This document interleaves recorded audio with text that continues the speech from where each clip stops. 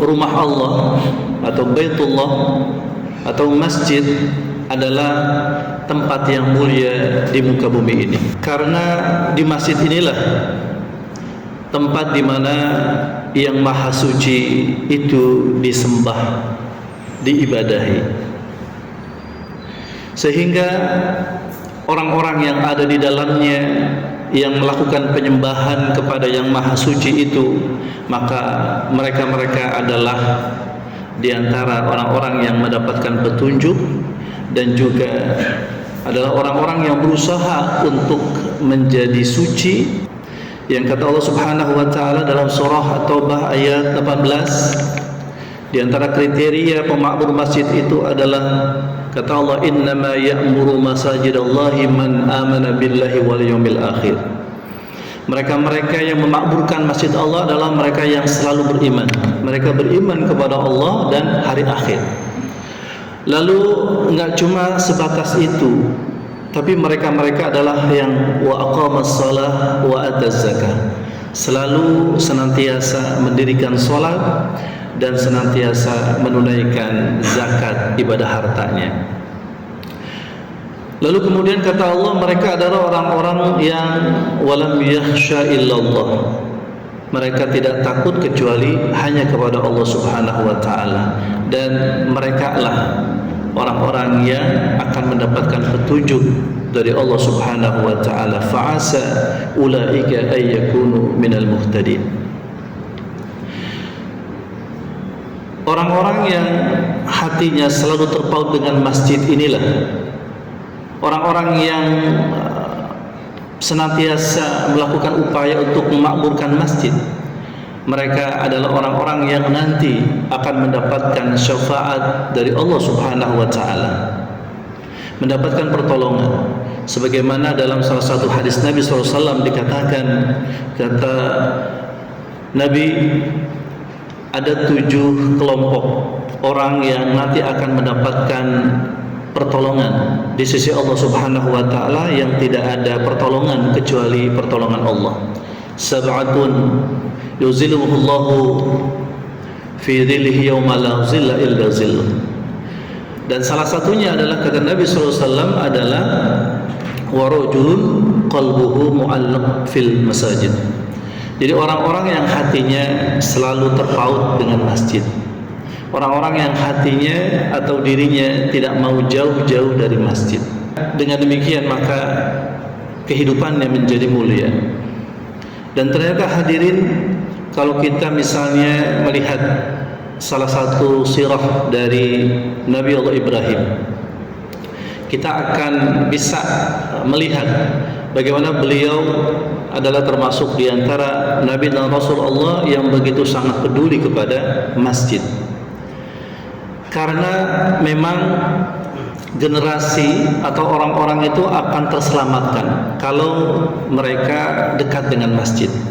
Makanya ketika Nabi Allah Ibrahim menempatkan anak dan keturunannya, salah satu kriterianya adalah ditempatkan anak dan keturunannya itu tidak jauh dari masjid. Sebagaimana Allah berfirman dalam surah Ibrahim ayat 37. Kata Allah, sebagaimana menyitir doa dari Nabi Allah Ibrahim, Rabbana inni askantu min zurriyati biwadin ghairi dhi zar'in.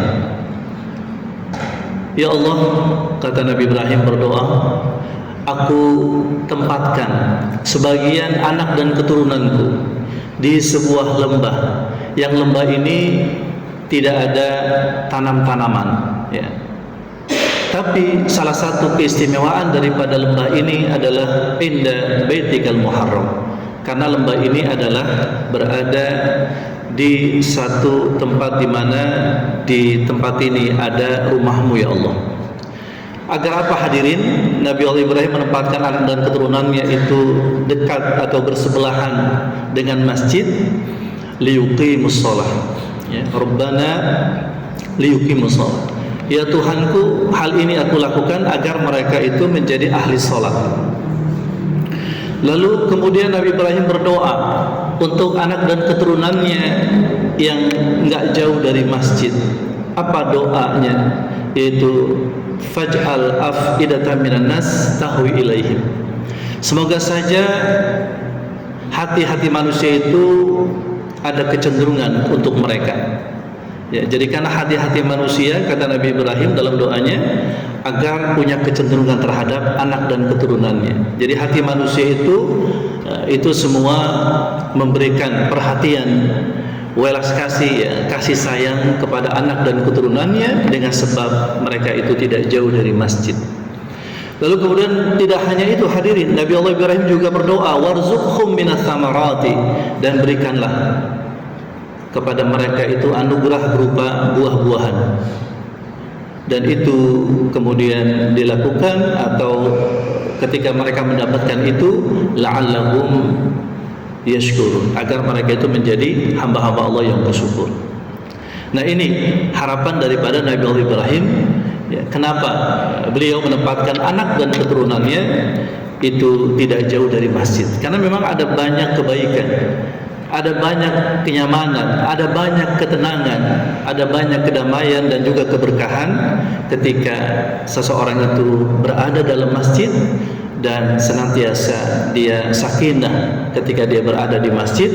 Dan tidak hanya sebatas itu hadirin, rajulun qalbuhu mu'allaqun fil masajid, orang-orang yang hatinya itu dekat dengan masjid adalah mereka-mereka yang selalu berupaya untuk bagaimana masjid rumah Allah itu menjadi semarak, menjadi syiar, sehingga orang-orang itu juga merasa tenang, nyaman, damai berada di dalam masjid bersamanya.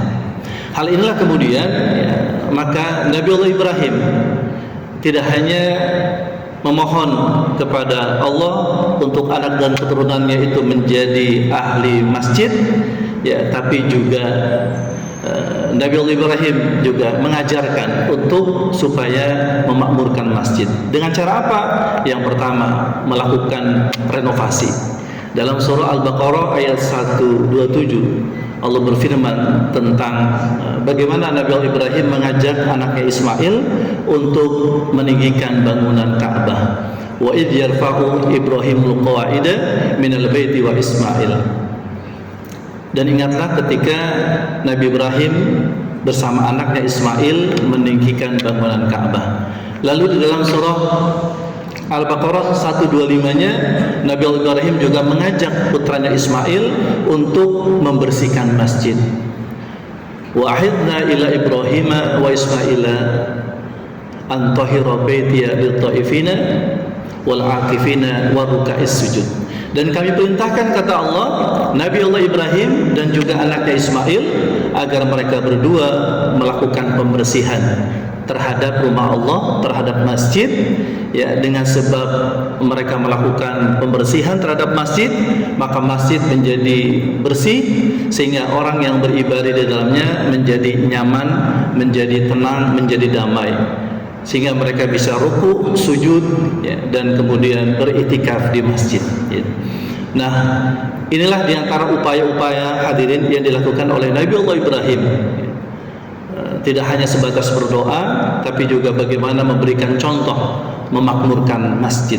Nah, oleh karena itu, maka buat kita semua, maka memakmurkan masjid itu tidak terbatas kepada usaha para pengurus DKM masjid, tapi seluruh jamaah juga punya kewajiban untuk bisa memakmurkan masjid, ya, minimal ketika ada kegiatan-kegiatan di masjid berkontribusi, baik itu berkontribusi dalam kehadiran, misalnya ketika ada taklim, maka menghadiri acara itu, ya.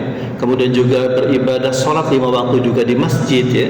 Kemudian juga ketika ada kegiatan-kegiatan yang ini membutuhkan kontribusi dana, ya, maka orang yang mu'allaq, hatinya mu'allaq fil masajid, hatinya itu dekat dengan masjid, maka dia pasti akan mentasarufkan hartanya untuk kegiatan-kegiatan di masjid, ya. Lalu kemudian juga tangannya ini tidak berat, ya, untuk membersihkan masjid. Maka menjaga, merawat, memelihara masjid sesungguhnya bukan cuma tugas marbot masjid, tapi juga tugas kita semua hadirin. Jika seandainya kita berharap bahwasanya kita menjadi hamba-hamba Allah yang hatinya selalu lekat, dekat dengan masjid. Dengan sebab itu, maka kita, kata Allah, termasuk orang-orang yang mendapatkan petunjuk dari Allah Subhanahu wa taala.